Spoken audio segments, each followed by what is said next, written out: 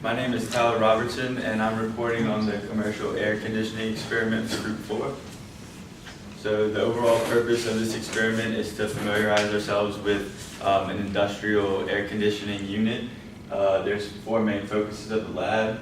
We have the concept of a variable air volume valve. We have the calculating the efficiency of an air handling unit, looking at different physical components of an air conditioning unit, and different variables in calculating AC efficiencies and things like that.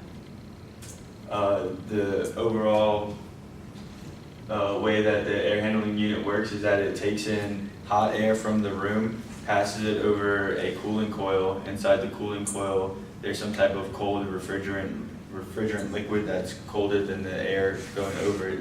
So you have a heat exchange taking place by convection, and then the fan blows out the air at a cooler temperature back into the room, which effectively cools the room. Here's the apparatus itself. As you can see, we have red tape showing hot airflow, blue shows cold airflow. We have a fan here driving the flow, a heater. If you take a look at this diagram that was on it, we have an electric heater right there, fan, heating loop, which is essentially like the hot plenum between the two rooms. Here's chamber A, chamber B, and our AC unit. Chamber B and chamber A differ, they have different thermal resistances. So chamber B is going to be a little bit more insulated. It's got an inch layer thickness of air, which essentially acts as a thermal resistance to heat transfer, and it's going to exchange less heat with the environment or the hot plenum in between the two rooms. Some of the equipment we use, we have the digital psychrometer, I think it's called.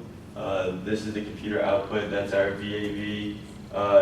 It gives us our space temp at any point in time, and our current flow of the air, which is what the VAV is controlling. So one of the main points of this experiment was to explore the efficiency of an AC unit. And one way you can calculate efficiency is by calculating the CBF. And essentially this is just your temperature drop over the cooling coil.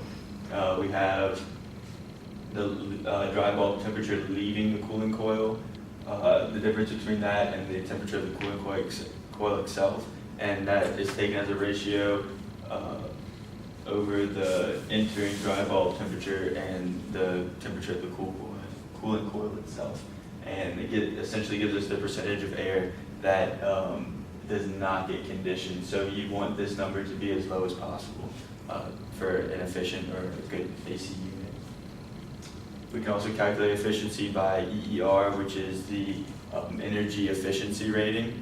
Of course, the higher the EER, the better. So we have the AC unit size, the BT per hour, and then the electrical input, so less input to get the same size rating would be better. We calculated a EER of 8.62 for this system. I looked up some of the higher end industrial AC system, HVAC systems, and Linux, they kind of range theirs between 12 to 16 EER, and that's usually measured as SEER, which is a seasonal efficiency rating.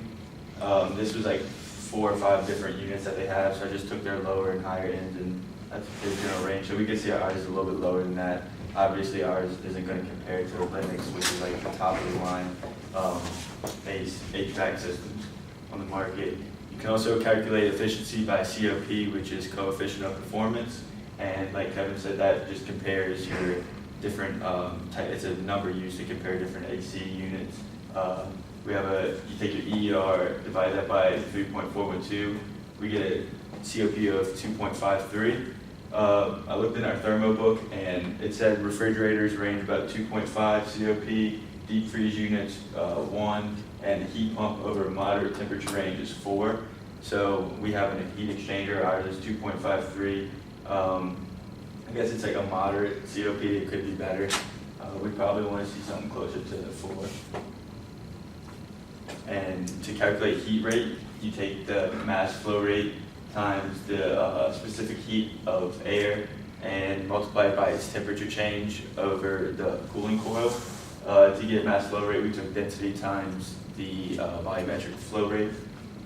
And then here we have average volumetric flow rate going into chamber 1, and the general change in temperature between, the temperature was 44 degrees Celsius, it's on another slide, and the temperature of the room itself, which was supposed to be maintained around 71.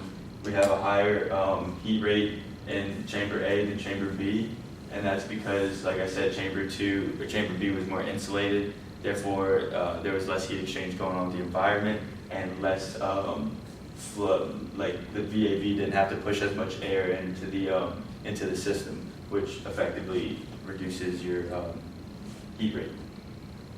Here's the temperature versus time for both of the rooms.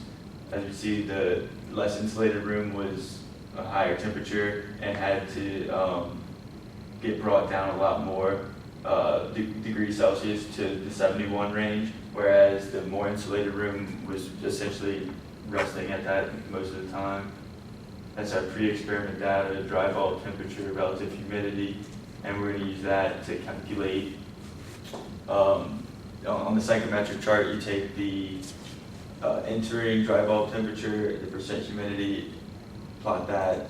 This is your coil line. You put a line to your exiting temperature and relative humidity exiting, and where it intersects the saturation line, that's your that's supposed to be your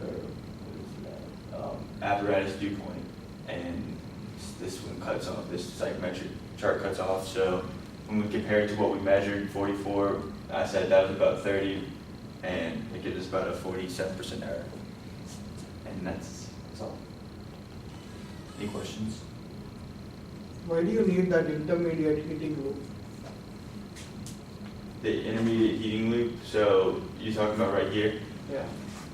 Well, so we want to get our temperature into the room a steady 71 degrees. So if it's coming out of the cooling loop below 71, or I guess below the temperature in the room, it would have to be, if the temperature in the room was below 71, you would need to heat the air up. So just increase temperature at the AC unit. What's that? You can just increase the temperature at the AC unit, right? Well, So the AC unit is pumping air at 44 degrees, right, right? And then that is pushing it up to 71. right. You can just increase the temperature at the AC unit, right? Why do you need that additional heating?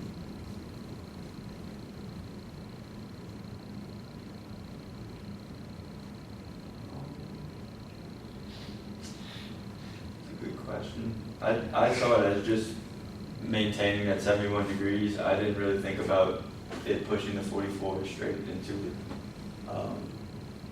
One of your friends came up with a good explanation. Kevin, Kevin? The explanation for the heat unit up top. So we wanted to run the AC unit at max, so that it would lower the relative humidity and everything, and then but you didn't want to enter the air into the system at 40 degrees or whatever. So we heated it back up after it had already gone to the AC unit to get a reasonable. I don't remember what we were putting it in at, but it was like 68 or 65 or something. But it was you didn't want to enter it straight in at 44 degrees. Okay. Are there any other questions? Thank you.